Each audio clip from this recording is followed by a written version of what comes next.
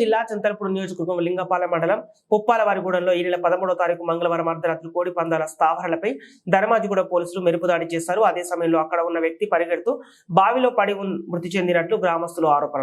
మృతుడు చింతలపూడి మండలం బాలవారిగూడెం రాయల రవికుమార్ వయస్సు 23గా గుర్తింపు. మృతదేహాన్ని బావిలో గుర్తించి వెలికి తీస్తున్న Chintalapudi circle inspector M Sudhakar, SI Chenna Rao మరియు ఫైర్ సిబ్బంది.